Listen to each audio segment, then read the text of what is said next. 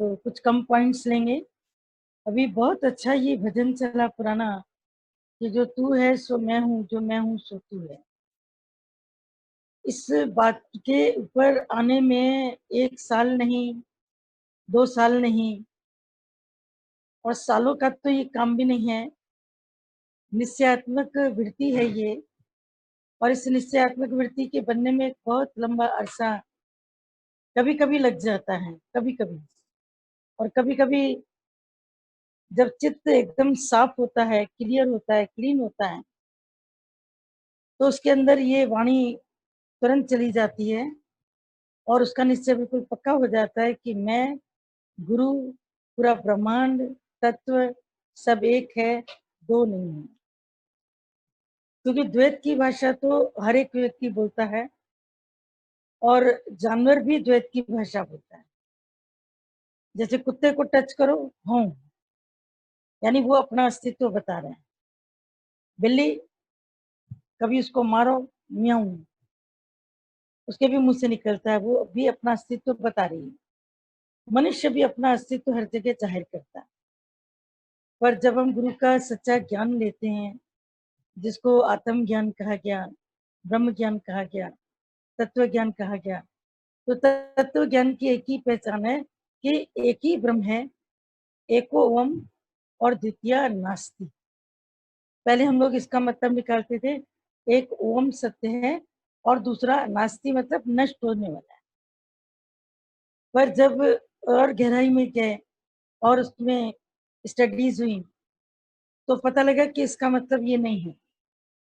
इसका मतलब है कि एको ओम, एक ओम है, द्वितीय नास्ति नहीं, न अस्ति, दूसरे का अस्तित्व है ही नहीं।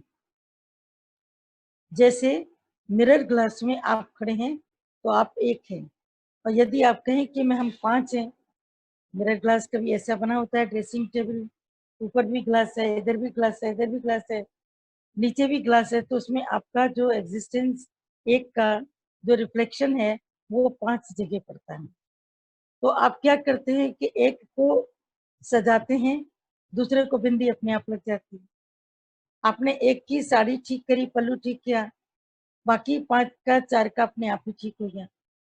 तो वहां पर एक को है, द्वितीय न अस्तित्व, दूसरे का अस्तित्व नहीं है, लेकिन दूसरे के अस्तित्व का भान है कि ये दूसरे दूसरे हैं, पर वो दूसरे दूसरे नहीं हैं, वो तुम हो।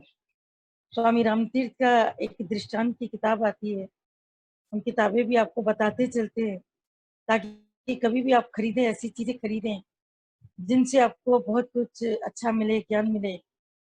कल भी कोई प्रेमी बता रहे थे कि 1-2 सत्संगी ऐसे हैं जिनके पास MP3 नहीं है या उनके पास कोई भी बुक्स नहीं है, तो वो घर में बहुत परेशान हो रहे हैं। लेकिन MP3 तो अवेलेबल हो भी नहीं सकता है। बुक्स के लिए कोई परेशान हो रहे हैं तो फिर भी कोई एक जगह हम बना सकते हैं, डिपो बना सकते हैं जगह बैठने की, भी किसी भी व्यक्ति का स्थान या कोई भी जगह बना सकते हैं कि अपनी बुक्स जो आपको कलेक्ट करनी है, आप इस जगह से आके कलेक्ट करें।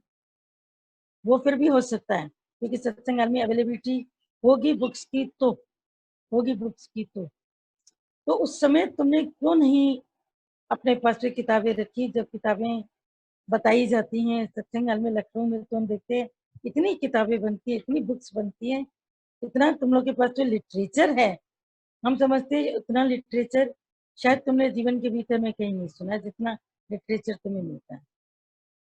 पर इतने कंजूस हैं लिटरेचर को लेने के, रखने के, अच्छी तरीके से उसको संभाल कर रखने के, कि इस समय जब उसकी जरूरत पड़ रही है तो तुमको लिटरेचर नहीं मिल रहा है।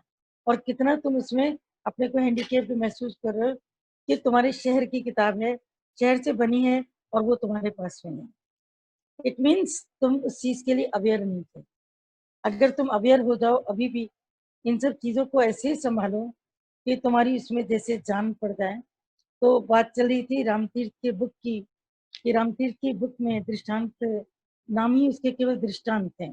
रामतीर्थ की बुक के नाम, किताब का नाम ही दृष्टांत सागर या दृष्टांत रामतीर्थ के दृष्टांत के नाम से ही मिलती है।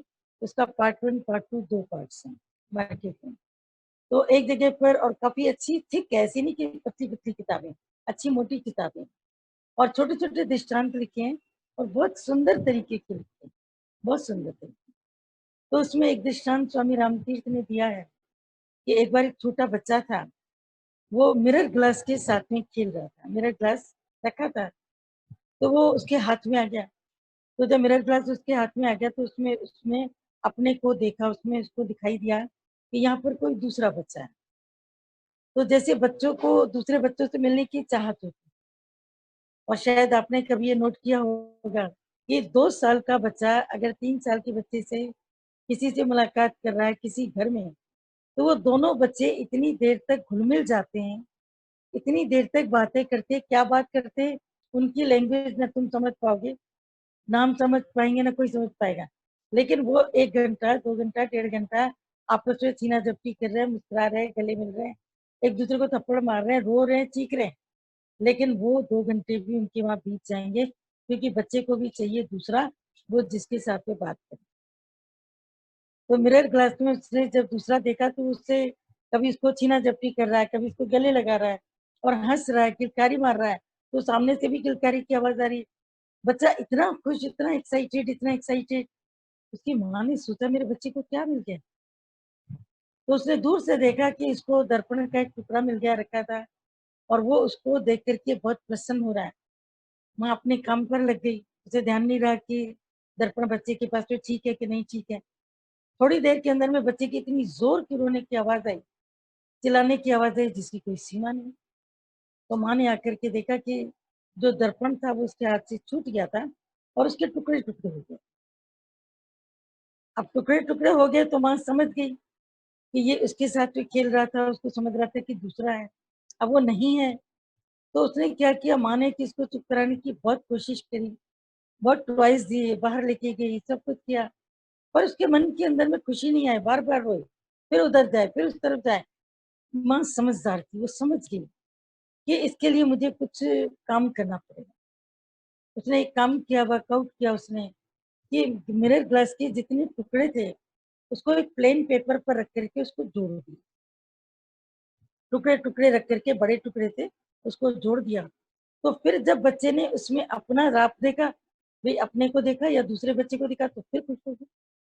इतनी देर में फिर वो टुकड़े बिखर गए, तो बच्चा बड़ी ज़ोर-ज़ोर से और ज़ोर से हँसने लगा। तो माँ सोचने लगी कि पहले रो रहा था, अब हँस रहा, बात क्या है? तो माँ ने देखा कि अब जितने मिरर ग्लास के टुकड़े पड़े हैं, उन सब में बच्चा देख रहा है कि इसमें दूसरा, इसमें दूसरा, इसमें दूसरा, इसमें दूसरा, इतने सारे बच्चे हो गए। तो उसकी खुशी का कोई अंत नहीं था। तो सत्संग में जाती थी माँ उसकी, समझ गई, बोला कि क्या मेरे लाइफ के भीतर भी ऐसा ही नहीं है? हम जब किसी दूसरे से मिलते हैं तो हमें अच्छा लगता है, अपने आप के साथ में बैठ कर के हमको बोरियत होती है। हम अपने ध्यान में, अपनी स्थिति में बैठना ही नहीं चाहते। अभी लॉकडाउन के पीरियड में भी कुछ चाहिए, कुछ चाहिए, कुछ चाहिए।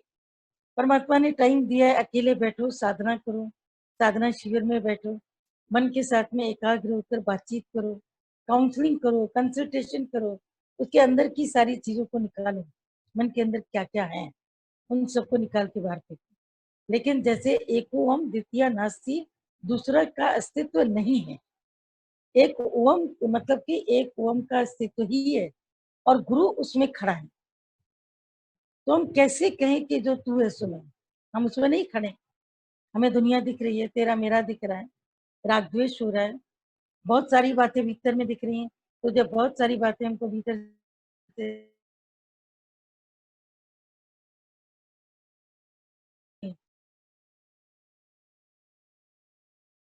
कोई नानक ए लखन ब्रह्म ज्ञानी के, इतना मन सच्चा हो जाए कि जैसे गुरु के अंदर में प्योरिटी है, वो होली है, पवित्र है, एकदम से क्लीन है। इतने क्लीन जब आप हो जाते हैं, बन जाते हैं, तो आपको सर्वत्र दिखता है कि एक तो मैं ही हूँ, दूसरा परमात्मा ने बनाया ही है।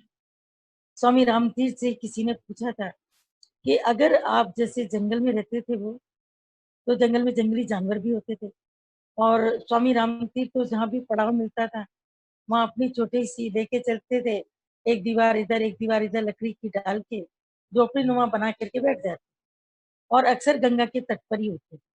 अक्सर वो गंगा के तट के किनारे पर ही मिलते थे, गंगा की अविरल धारा से बातें करते थे।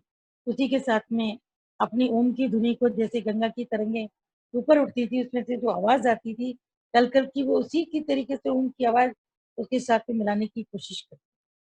किसी ने उनसे क्वेश्चन किया स्वामी रामतीर्थ से कि इस जंगल में अगर शेर आ जाए और आपको खाए, आगे बढ़े, पकड़ ले, तो जब तक वो खाए पकड़े तब तक आपके भीतर क्या विचार आएगा? तुम तो सोच भी नहीं पाओगे, सोच भी नहीं पाओगे, क्योंकि भागेंगे तो भागने की कोई खिड़कियां बंद है। जैसे ही तुम भागोगे शेर तो पीछे से पकड़ लेगा, तुम तो उसको नहीं देखोगे, पर शेर तुमको पीछे से पकड़ लेगा। स्वामी रामतीर्थ ने उसको दो जवाब दिए, दो जवाब दिए, बहुत अच्छे दिए। पहला जवाब उसने दिया कि जंगल के जितने भी शेर हैं वो मेरे मित्र बन चुके। क्यों? क्योंकि शेर ने मनुष्य की पीठ देखी है, आंख नहीं देखी, आंख नहीं देखी। कैसे? क्योंकि जब भी व्यक्ति शेर को देखता है तो पीठ घुमा करके भागना शुरू कर देता है कि मैं शेर को नहीं देख रहा हूँ तो शेर भी मुझे नहीं देख रहा है। लेकिन अगर मनुष्य किसी पेड़ पर चढ़ जाए तब तो बच भी सकता है, अदरवाइज उसने दौड़ लगाई तो शेर की दौड़ तो इंसान से कहीं बहुत आगे होती है। वो 1 घंटे में न जाने कितने किलोमीटर चल लेता है, कितना माइल्स दौड़ लेता है, दौड़ लेता है। और शेर ने मनुष्य की पीठ देखी है तो पीठ से ही उसको पकड़ता है, पर उसने मनुष्य की आंख नहीं देखी है। पर यही शेर जब सर्कस में होता है तो रिंग मास्टर के कोड़े पर पूरी पब्लिक को हाथ जोड़ के ऐसे सलाम करता है। आपने देखा होगा, हाथ ऊपर करके यूं सलाम करता है तो वही शेर। क्योंकि रिंग मास्टर ने उसको मारा तो जरूर है, अधीन किया अपने, लेकिन रिंग मास्टर फिर भी इंसान है। इंसानी खून को यूं करके पकड़ने में उसको टाइम ही लगेगा, लेकिन वो रिंग मास्टर को नहीं पकड़ता, क्योंकि रिंग मास्टर ने उससे जब भी बात करी उसकी आंख में आंख डालकर बात। और शेर मनुष्य की आंख से डरता है और मनुष्य शेर की उसी चीज से ही डर जाता है, नाम से ही डर जाता है। स्वामी रामतीर्थ इस चीज को जानते थे।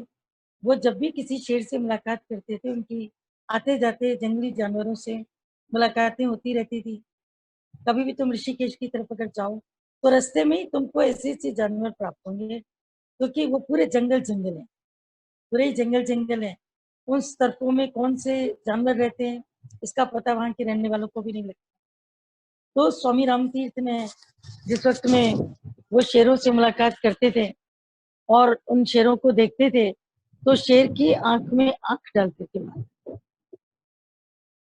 तो जब आंख में आंख डालकर बात करते थे तो उनके जो शेर थे वो उनके पूरे मित्र बन चुके थे, दोस्त बन चुके थे।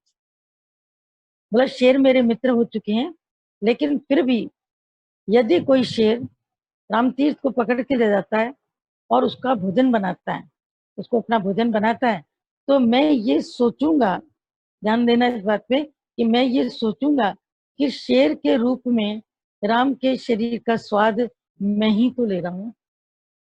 यह है कि मैं ही तुम है, तुम ही मैं हूं, दो की भाषा में है। शेर के रूप में भी राम के शरीर का स्वाद मैं ले रहा हूं।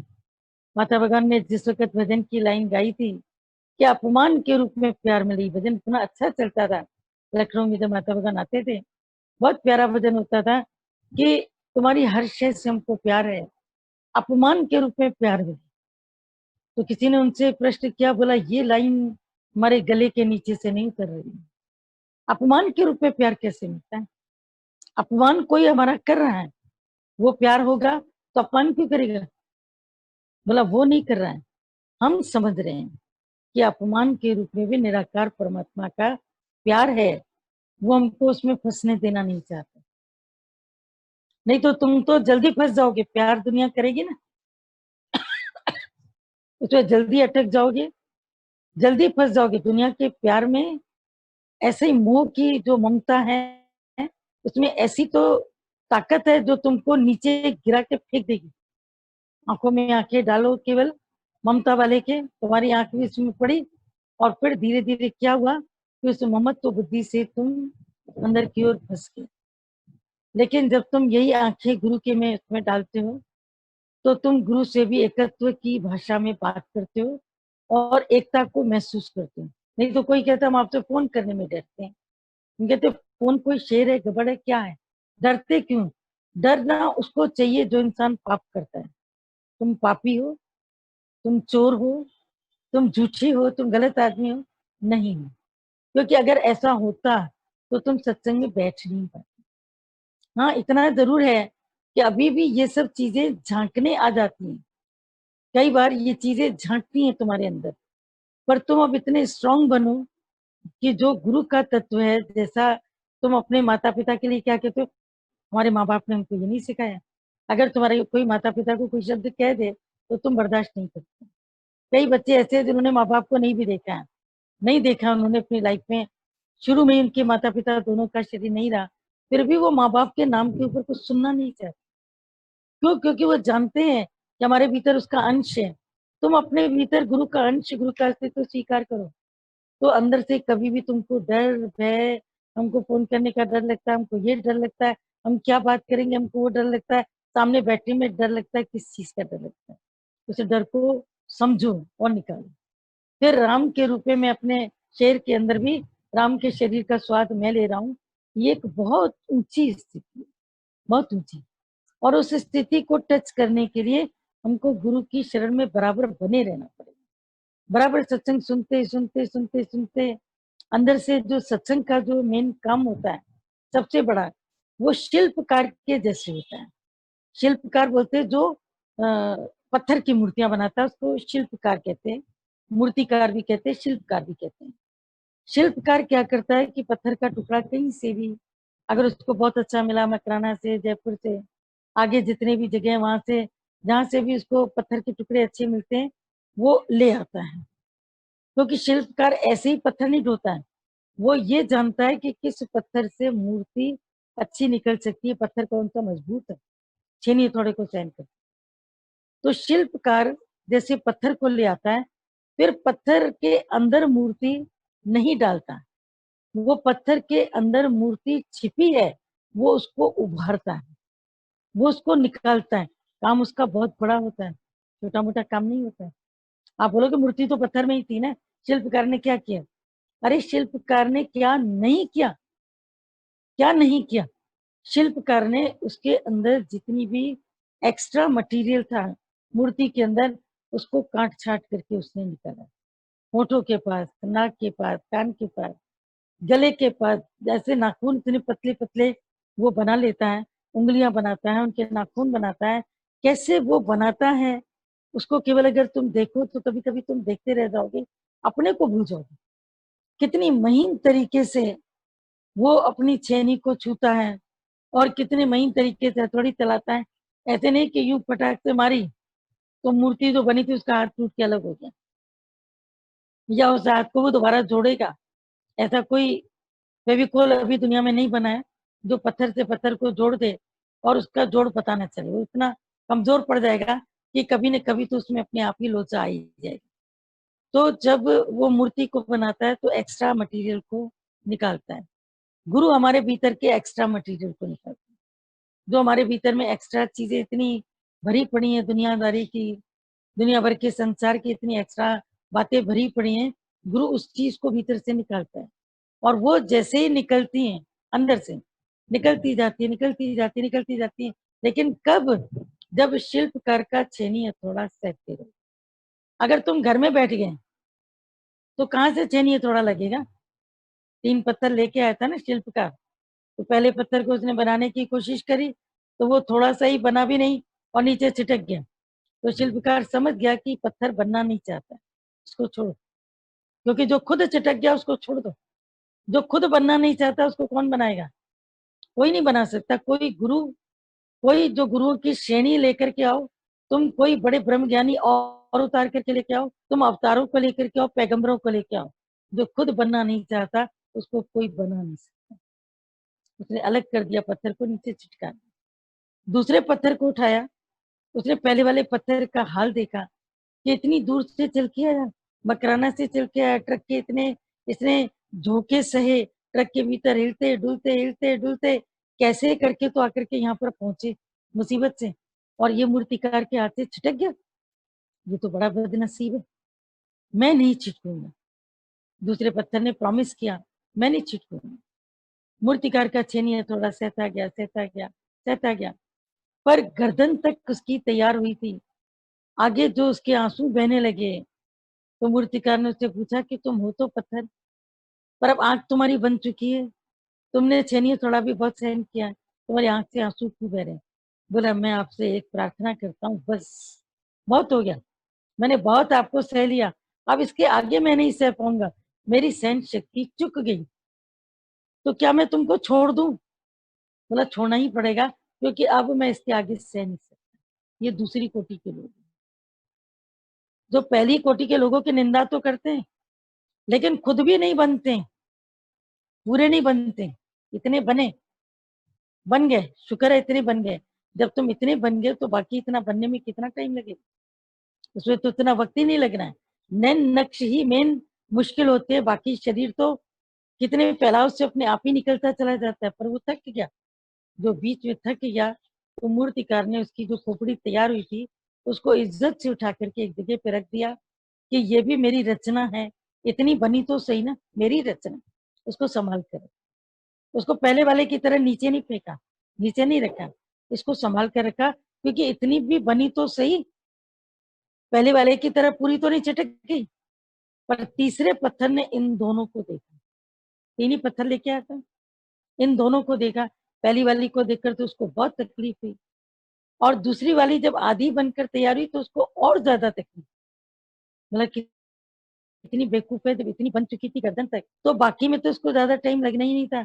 और शिल्पकार तो इतना धीमे से छेनी चला रहा है, थोड़ा चला रहा है कि लग ही नहीं रहा कि वो कोई कार्य कर रहा है, लेकिन अंदर से उसको लगा कि अब मेरी बारी है, मैं क्या करूंगी? उसने अपने से पूछा, पत्थर ने, मुझे क्या करना है? पहले वाले की तरह छिटक जाना है, दूसरे की तरह थोड़ा तैयार होना है, या मुझे पूरा ही मूर्तिकार के हाथ में अपने को समर्पित कर देना है? उसने अपने मन को तैयार किया पत्थर ने, और बोला शिल्पकार को अंदर में नमस्कार करके कि तू जैसा चाहे मुझे वैसा बना दे। जैसे भजन चलता है ना कि मुझे तू अपनी पसंदी का बना ले जी, तो दादाजी कहते हैं कहना कितना आसान है, और गुरु की पसंदी को समझना ही बड़ा मुश्किल है। समझना ही मुश्किल है, बनना तो उससे भी मुश्किल है। गुरु क्या पसंद करता है? गुरु को तो तुम्हारा क्रोध नहीं पसंद है, गुरु को तुम्हारी अकड़ नहीं पसंद है, गुरु को जकड़ नहीं पसंद है, गुरु को अहंकार नहीं पसंद है, लेकिन आप ये सब चीजों को नहीं छोड़ते, नहीं छोड़ते हम। तो क्या होता है कि हम गुरु की पसंदी के भी नहीं बनते। पर तीसरे पत्थर ने संकल्प दृढ़ किया, जो मूर्तिकार बनाएगा, जैसे बनाएगा, मैं बनूंगा। और शुरू से लेकर के अंत तक उसने अपने संकल्प को कायम रखा, क्योंकि संकल्प लेना आसान है, संकल्प पर खरे उतरना मुश्किल। बुलंदियों पर पहुंचना कमाल नहीं होता, बुलंदियों पर ठहरना कमाल होता है। नबज नबज में गुरु का ज्ञान उतरे, कमाल नहीं होता है, लेकिन नफस नफस में गुरु का ज्ञान उतरे। एक होती नब्ज, नाड़ी तुम्हारे हाथ में, नफ्स माने उस नाड़ी के भीतर भी जो अंदर छिपा है, उसको नफ्स कहते हैं, उर्दू शब्द है ये। तो नबज नबज में उतरना कोई कमाल नहीं होता, लेकिन नफस नफस में गुरु हमारी नफस यानी जैसे हमारी रूह में समा जाता है, हमारी रूह में उतर जाता है, उसमें जाकर के बिल्कुल बैठ जाता है, उसमें जाकर के समा जाता है। उसने अपने को बिल्कुल उसके लिए तैयार किया, जैसा छेनी चलाता गया, थोड़ी चलाता गया, छेनी चलाता गया, थोड़ी चलाता गया, वो मूर्तिकार ने उसमें से मूर्ति, कृष्ण की, राधे की, दोनों की मूर्ति बहुत सुंदर बन करके तैयार। अब रंग रोगन की बारी थी, उसमें भी मुश्किल आती थी। कभी रंग कोई गर्म लग रहा है, कोई ठंडा लग रहा है, कहीं पर कुछ हो रहा है, कहीं कुछ हो रहा है। वो रंग रोगन जब उसने तैयार किए, शुरू किए, मूर्ति बन करके बिल्कुल तैयार हो गई, तब मूर्तिकार जो था वो गया नदी के तट पर, उसने स्नान किए, अच्छे कपड़े पहने, और कहीं से एक फूलों की माला खरीद के लाया, और फूलों की माला खरीद कर उसने मूर्ति पर माल्यार्पण किया। तो मूर्ति कहती है कि बनाने वाले तुम हो, और तुमने मुझको माला क्यों पहनाई? तुमने क्यों पहनाई? मूर्ति अंदर में जैसे पिघल रही है, अंदर में रो रही है, रुदन वादन कर रही है कि बनाया तुमने मुझे, मेहनत तुम्हारी है, हम तो एक ही जगह खड़े रहे, तुमने इतनी मेहनत करी। तो मूर्तिकार ने, शिल्पकार ने उसको जवाब दिया, बोले तुमने इतना सहन किया, इसलिए तुम्हारी महानता आज से पूरी दुनिया के भीतर। तो वो मूर्ति का जब प्राण प्रतिष्ठान किया गया, बिल्कुल जैसे राधे कृष्ण की बोलती हुई, ऐसा लग रहा था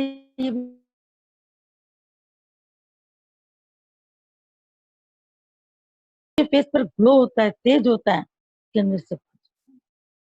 तो मूर्तिकार के पास में जो तीसरा पत्थर था वो चला गया, वो राधे कृष्ण की प्रतिमा बना, मंदिर बन गया, मूर्ति बनी, मंदिर में उसका प्राण प्रतिष्ठान हुआ बहुत ऊंचाई पर। तो अब लोग दूर दूर से उसका दर्शन करने के लिए जाते। तो जब वो दर्शन करने के लिए जाते थे तो क्या होता था कि जब लोग दर्शन करने जाते थे तो जो पहला पहला पत्थर था वो सीढ़ी की तरह नीचे रखा था, लोग उसके ऊपर पांव रखे ऊपर से। और दूसरी जो गर्दन तक तैयार थी वो मूर्तिकार ने बीच सीढ़ियों पर रख दी थी। लोग उसके ऊपर भी कभी चावल, कभी फूल, कभी फल, कभी इसके ऊपर टीका लगाना, कुछ उसको भी दे के तब आगे बढ़ जाते थे वापसी में। जाते समय तो दिखता ही नहीं था, वापसी में दिखता था। लेकिन उनका लक्ष्य क्या होता था? मूर्ति दर्शन। ऊंचाई की सीढ़ियां चढ़ करके वो जाते हैं। और हमारे जितने भी तीर्थ हैं, जितनी भी मूर्तियां हैं, जितनी भी देवियां हैं, उनमें दो बातें सीखने को मिलती हैं कि एक तो जितने भी तीर्थ स्थान है वो सब नदी के तट पर बने, वहां पर कोई ना कोई जल है ही है। दूसरा ऊंचाई पर बने, यानी भगवान को पाने के लिए तुमको पुरुषार्थ करना है। हेलीपैड पर जाना, हेलीकॉप्टर पर जाना कोई मुश्किल काम नहीं है। ऐसे तीर्थ किसी काम के नहीं है। भगवान उनको तुम्हारी तीर्थ यात्रा में नहीं काउंट करता है। बोलता है ये लोग गए थे पिकनिक करके आए थे, फला देखे गए थे पिकनिक करके आए, क्योंकि अब तो पिकनिक का माहौल हो गया। आप जाओ कहीं पर भी तीर्थ यात्रा पर, जगह जगह पर तुमको चाउमीन मिलेगा, कहीं पर छोले भटूरे मिल रहे हैं, कहीं शरबत मिल रहा है, क्योंकि दानी बहुत बढ़ गए। वो बैठा देते अपने एक एक लोगों को, सेल्समैन है कोई भी, उनको बिठा देते हैं और वहां पर बैठ करके समझते हैं कि हम तीर्थ यात्रियों को भोजन करा करके दान दे रहे हैं। अरे उनका मन और विचलित हो रहा है।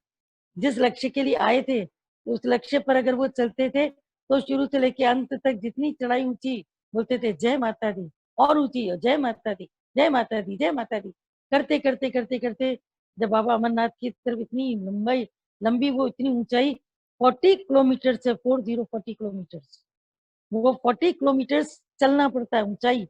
और ऐसे नहीं कि यूं यूं चलना पड़ता है, यूं यूं चलना पड़ता है ऊपर की ओर। जब इतने स्टीप्स में ऊपर जाना पड़ता है तो जितना जाने में तकलीफ होती है लौटने में और तकलीफ होती है, क्योंकि जाने के वक्त तो केवल पर्वत दिख रहा है, चढ़ते जा रहे हैं, आने का टाइम तो खाइयां दिख रही हैं, उस समय उतरना कितना मुश्किल होता है।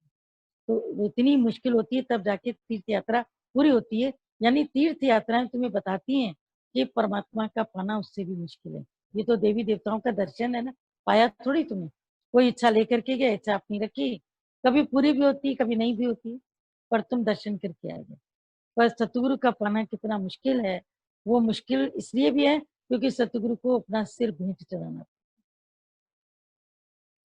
ईश्वर का पाना आसान है, भगवान का पाना आसान है, सतगुरु का पाना मुश्किल है, क्योंकि सतगुरु को पाने के लिए शीश भेंट चढ़ाना, अपना जो सिर है वो देना पड़ता है। तब गुरु हमको बनावट दे के, अपना अक्स देकर, खींच के, बिल्कुल छेनिए थोड़ी लगा के मेहनत करके करके करके करके बिल्कुल हमको ऐसी धरती पर ले आता है जहां से तू मैं तेरा मेरा सब खत्म हो जाता है। तो भजन की लाइन सुनना भी करना भी। अब आज का हम लोग पॉइंट लेते हैं बहुत जल्दी। कल का पॉइंट था कि बीमारी पर विचार करके तुम कभी स्वस्थ नहीं रह सकते हो। आज हम हिंदी के ही पॉइंट पढ़ रहे हैं। पास्ट 146 है, अंधेरे से लड़ो मत, केवल प्रकाश करो, केवल अच्छे बन जाओ, सब स्वयं तुम्हें छोड़ देंगे, जैसे प्रकाश के आने पर अंधेरा स्वयं चला जाता है। नेक्स्ट पॉइंट है 146, बहुत इंपॉर्टेंट है, स्वभाव में रहो। भगवान कृष्ण ने कहा है अशोक रहो। यदि तुम विचलित हो तो तुम स्वभाव में नहीं हो। दुखी रहना स्वभाव नहीं है, सोचना भी तुम्हारा असली स्वभाव नहीं है। वास्तव में कुछ भी आनंद और दुख नहीं है, केवल तुम्हारा विचार ही तुम्हें ऐसा बनाता है। मन ही स्वर्ग और नरक की रचना करता है। इच्छाओं के नियंत्रण से ही आत्म साक्षात्कार संभव है। ये 148 था। 150 पॉइंट है, 149 पॉइंट है, मर कर ही तुम अमरता को प्राप्त कर सकते हो। एंड 150 है, यदि कोई गलत व्यक्ति ठीक साधनों का भी उपयोग करता है तो वो गलत तरीके से ही काम करता है। ये अलग अलग पॉइंट्स है। पहला है कि अंधेरे से तुम लड़ो मत, अंधेरे को नहीं लड़ना है, अंधेरे से केवल प्रकाश करना है। जैसे ही तुम प्रकाश करते हो तो अंधेरा साफ गायब हो जाता है। तुमने हमेशा सूरज और अंधेरे की तुमने स्टोरी सुनी है, कि अंधेरे ने जाकर के ब्रह्मा जी के कोर्ट में दरखास्त दी, उसने केस किया सूरज के ऊपर कि सूरज नाम का जो आपने बनाया है धरती पर एक देवता, वो जब आता है तो मेरे को भगा देता है। आपने ऐसा बनाया क्यों जो मेरे को भगा देता है? उसके आते ही वो मुझे कहीं न कहीं चले जाना पड़ता है। वो मुझे सहन ही नहीं करता है, मुझे भगा देता है। तो ब्रह्मा ने बोला कि ये तो बहुत अजीब बात है, मैंने तो कोई ऐसा देवता नहीं बनाया, मैंने तो सूरज बनाया कि दुनिया को प्रकाश दे। लेकिन तुम कह रहे हो कि वो तुम्हें भगा देता है, तो मैं चाहता हूँ कि कोर्ट में तुम उसको भी तुम बुलाओ, उसको भी तुम ऐसा जी हुज़ूरी कराओ, तब जाकर के मैं दोनों की बात को सुनूँगा।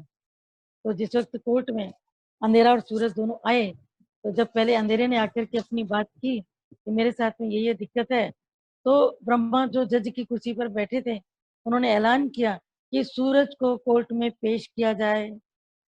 तो जब सूरज कोर्ट में आया, तो जज साहब ने बोला, मिस्टर अंधेरा तुम कहाँ हो? बताओ, तुम्हारी क्या प्रॉब्लम है? बोला यही तो प्रॉब्लम है कि जब सूरज आता है तो मैं नहीं होता हूँ। तो आप पहले सूरज को हटाओ तब तो मैं बात करूँ। बोला अगर मैं सूरज को हटाता हूँ तो तेरा फैसला कैसे होगा?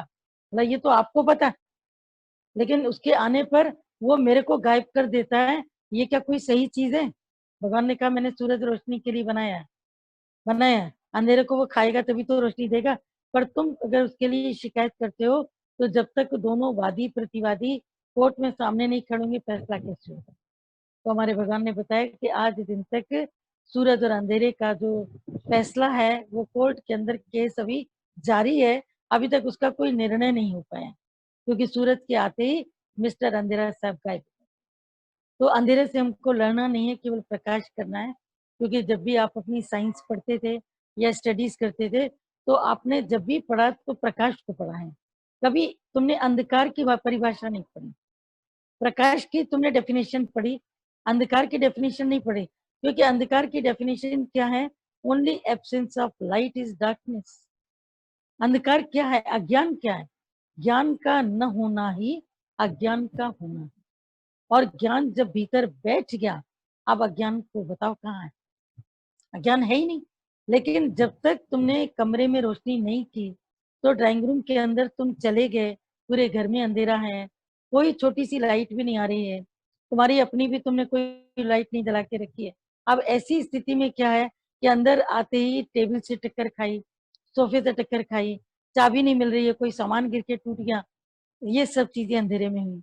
जैसे ही रोशनी आ गई, तो टेबल पर बैठ करके खाना खाने की भी काम आई, सोफा भी तुम्हारे बैठने के काम आ रहा है, और जो चीज टूटी वो तो गलती से टूट गई, कोई बात नहीं। लेकिन ये बताओ कि लाइट के आने पर वो साधन उपयोगी हैं, और अंधेरे में वो तुम्हें दुख दे रहे हैं। अज्ञान के अंधकार में तुम सबसे ठोकर खाओगे, भाई बहन माँ बाप सबसे दुखी होते रहोगे, क्योंकि है तुम्हारा ज्ञान, उनकी गलती नहीं, तुम्हारा पॉजिटिवनेस और तुम्हारी एक्सपेक्टेशंस तुमको भीतर से तोड़ती हैं। अगर अंदर में कोई एक्सपेक्टेशन नहीं है, no desire and no disappointment, तो कोई भी डिसअपॉइंटमेंट नहीं है। तो अंधेरे से लड़ना नहीं है, हमें गुरु से ज्योत लेनी है, रोशनी लेनी है, और उसको जाकर के घर में रखना है, अखंड ज्योति को अपने हृदय में रखना है। तो हम जैसे ही वो अखंड ज्योति हृदय में रखते हैं, फिर परहेज के किले में रहते हैं, उसके ऊपर दुनिया की आंधी, तूफान, हवा, पानी, इन सब चीज को बचा करके रखते हैं, तो वो ज्योत अंदर जलती रहती है, अज्ञान भीतर में आता नहीं। लेकिन जब अज्ञान आ गया अंदर में, इसका मतलब है तुमने ज्योत को बुझा दिया। और गुरु की ज्योत को बुझाना, वैसे भी साधारण ज्योत को भी तुम फूक मार के नहीं बुझ जाते हो, झूठी हो जाएगी, क्योंकि तुम्हारे मुंह से निकली है, तुम उसको ऐसे हट हट करके तुम बुझाते हो। तो गुरु की ज्योत को अगर तुमने बुझा दिया, तो तुम कितनी बड़ी पाप के भागीदार बने। किसी व्यक्ति के अंदर गुरु को पाने का, परमात्मा को पाने की चाहत पैदा हुई, तुमने गलतफहमी क्रिएट कर दी, एटमॉस्फेयर क्रिएट कर दिया, और वो सीधा उसके अंदर गिरा, उसके भागीदार तुम बने। उसका जो फल है वो तुमको भुगतना पड़ेगा। जो जो उसमें शामिल होते हैं उन सबको उसका थोड़ा थोड़ा फल मिलता है। और किसी को तुमने सत्य की राह दिखाई, वो सत्य पर आगे निकल गया, वो दौड़ता गया, बेशक तुम नहीं दौड़ पाए, लेकिन वो दौड़ता गया, तो उसका वो फल भी जो पुण्य है वो तेरे खाते में काउंट होगा, क्योंकि तुमने उसको रास्ता दिया, तुमने उसको बढ़ावा दिया, एनकरेजमेंट किया, तुमने उसके अंदर की जो बुझी हुई कली थी उसको तुमने खोला, तुमने इतना काम किया, बहुत बड़ा काम किया। तो गुरु ये पुण्य करता है, हम इस वजह से गुरु को पूज्य कहते हैं। गुरु हमेशा देता रहता है, इसीलिए हम उसको दिव्य कहते हैं, क्योंकि हमेशा हमको देता रहता है, ज्ञान देता रहता है। आगे कि स्वभाव में रहो। भगवान कृष्ण ने कहा कि अशोक रहना तेरा धर्म है। मतलब है कि दुखी होना तुम्हारा स्वभाव नहीं। दुनिया में तुम किसी से भी कहो कि तुमको दुखी होना पसंद है, बोलेगा नहीं। खुश रहना सबका स्वभाव है। खुश का मतलब ये नहीं कि कोई खिलखिला करके हंस रहा है। मान लो वो खिलखिला करके नहीं भी हंस रहा है, मान लो नहीं भी हंस रहा है, अंदर से उसके मन में किसी के लिए कोई शिकायत नहीं है, किसी के लिए भी। कहीं भी वो अपने मन में किसी के प्रति कोई प्रिजुडिसेस, कोई ग्रह, कोई ग्रंथि भीतर में बनाकर नहीं बैठा है। इसका मतलब है कि वो प्लेजेंट है, अंदर से खुश है, अपने भीतर से मौन में अच्छा है, लेकिन भीतर से खुश है। तो भीतर से खुश रहना, मौन रहना, स्थिर रहना, ये तुम्हारा स्वभाव है। पर जैसे ही किसी ने थोड़ा कंकड़ डाला तो मैं स्थिर हो गई, तो तुम अपने स्वभाव से अलग हो गई। अब तुम्हें अपने स्वभाव को पक्का करना है और सहज स्वभाव, जिसको दादा भगवान ने बोला कि कौन सी चीज तुमको क्या करनी है, सिंपल रहना है, सहज रहना है, लेकिन very difficult to be simple. Simple रहना, सहज रहना, बिल्कुल पूरी तरीके से नॉर्मल रहना, ये बहुत ही बड़ी डिफिकल्ट थिंग है। मनुष्य नॉर्मल कहीं नहीं रहता। पार्टी में गया, किसी ने नहीं पूछा है नॉर्मल हो गया, उसी समय खाना नहीं खाऊंगा, बात नहीं करूंगा, घर चलो, घर चलो। हुआ क्या? कुछ नहीं हुआ। हुआ क्या? क्या होगा? कुछ नहीं। लेकिन क्या हुआ जो मूड खराब हुआ? मेरा मूड नहीं खराब है, तुम्हारा मूड खराब होगा। मूड खराब हुआ, रीजन किसी से जहां तुम गए थे, वो तुमको अटेंड करने की जगह दूसरे को अटेंड कर बैठा, उसने तुमको नहीं देगा और तुम्हारा मूड उससे खराब। मैं सामने बैठी थी, मैं तो आ भी नहीं रही थी, मुझे तो जबरदस्ती बुलाया गया, हमको तो कोई मन भी नहीं होता जाने का। तुमने क्यों उम्मीद रखी कि वो तुमसे बात करे? क्या मालूम उसने तुम्हें देखा ना हो, नहीं उसने मुझे देखा। कौन सी गारंटी है? कोई व्यक्ति इतने बड़े फंक्शन में बिजी है, कार्य में बिजी है, कभी उसकी निगाह पड़ती है, कभी नहीं पड़ती है, जिसके ऊपर पड़ गई बात किया, नहीं पड़ी तो नहीं भी बात की। जो भी कुछ है, कभी हो भी जाती, कभी नहीं भी होती। इसमें इतनी नाराज होने की क्या जरूरत पड़ी है? मन अपनी ठंडक को छोड़ देता है, गर्मी को अपना लेता है। पानी का स्वभाव क्या है? कोमल। कोमल का मतलब है कि कहीं भी मुड़ जाता है। पानी का स्वभाव क्या है? तरल। तरल माने उसमें लिक्विडिटी है, उसको अभी तुम बहा दो तो बह जाएगा। रोटी को तुम यूं पलट दो, वो जाएगी? चलेगी? पानी बिना पाँव के चलता है, बिना पाँव के पानी चलता है। नदी बिना पाँव के कितनी किलोमीटर यात्रा करती है? गंगोत्री कहाँ से चलती है? गंगा ऋषिकेश से चलती है, 4000 किलोमीटर लगते हैं उसको हुगली तट वेस्ट बंगाल पहुंचने में, जहाँ गंगा सागर है, वहां पहुंचने में उसको 4000 किलोमीटर्स की इसकी बीच की दौड़ है। कल कल कल कल कल कल करती है, कौन सी टिकट लेती है, कौन सी ट्रेन लेती है, क्या करती है, बहते बहते बहते सालों लगते हैं, बरसों लगते हैं, गंगा सागर से मिलते रही। अपना स्वभाव, पानी का स्वभाव क्या? उसमें लिक्विडिटी है, वो चलता रहता है, चलता रहता है। पानी अपना ड्रेनेज ढूंढ लेता है, वो अपने ड्रेनेज से जाकर के मिल जाता है, चलता रहता है, क्योंकि उसका स्वभाव लिक्विडिटी, चलना है।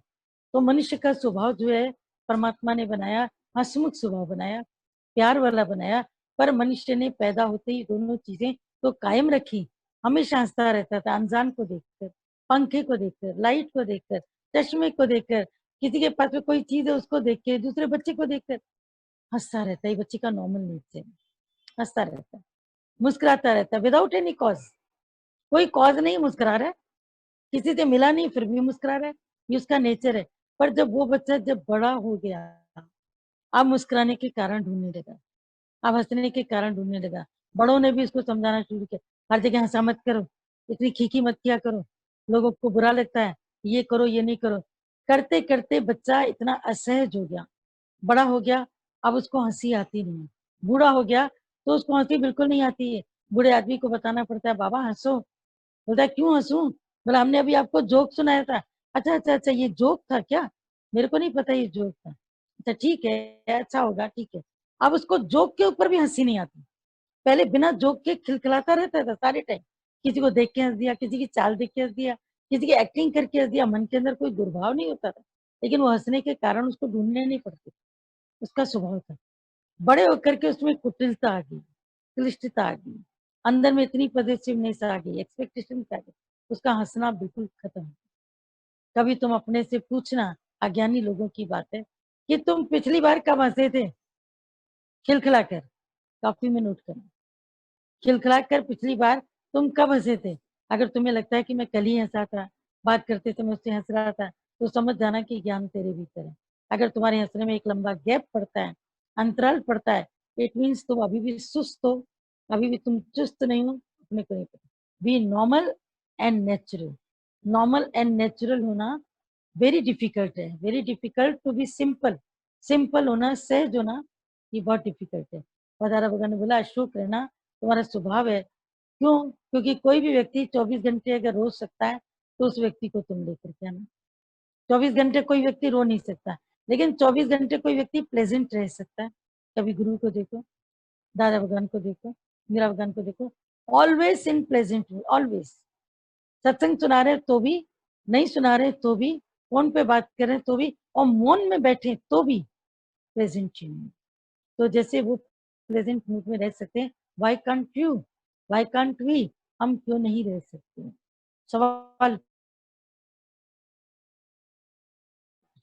कि मेरा स्वभाव क्या है, शांत हंसमुख रहना, शिकायत न करना, पर दोष न देखना, पर चिंतन नहीं करना, ये मेरा स्वभाव है। हमने स्वभाव में कितनी चीजों को जोड़ दिया, हमेशा दोषों का चिंतन करते हैं, हमेशा हमेशा दूसरों के दोषी दिखाई दे रहे हैं, हमेशा दूसरा ही गलत है, मैं गलत हो ही नहीं सकता हूँ, I am not wrong, I am always right. मैंने ये ऐसे नहीं बोला, मैंने ये ऐसे नहीं बोला, मैं ऐसा करता हूँ, उसने ऐसे समझा, मेरी तरफ से कोई गलती नहीं, कोई समझे तो समझे। अहंकार, ईगो। बात करने का तरीका देख रहे हो, बात करने का तरीका क्या है, उस तरीके को ठीक करो। और ज्यादातर झगड़े बातों से नहीं होते हैं, बात करने के तरीके से। और ज्यादातर झगड़े बात करने से नहीं सुलझते, बात करने के तरीके से सुलझते। तो जब तरीका इज वेरी इंपॉर्टेंट, तो अपने तरीकों को क्यों नहीं ठीक करते हो। किसी से भी बात करते थे, मैं कमेंट करते, कोई बहुत दिन बाद है, आ गए, फुर्सत मिल गई आने की, याद आ गई, कमेंट आ गए, वेलकम, ठीक है। कोई नहीं आ रहा है, थैंक यू, घर में खुश हो ना, जहाँ बैठे हो वहां खुश हो, माया में खुश हो, दुनिया में खुश हो, खुश हो, जहाँ रहना खुश रहना, आबाद रहना। फिर कहीं पर भी कोई सत्संग की कमी मत कीजिए। तो इतना हरेक के प्रति भाव रखने से तुम अपनी एकाग्रता में आओगे।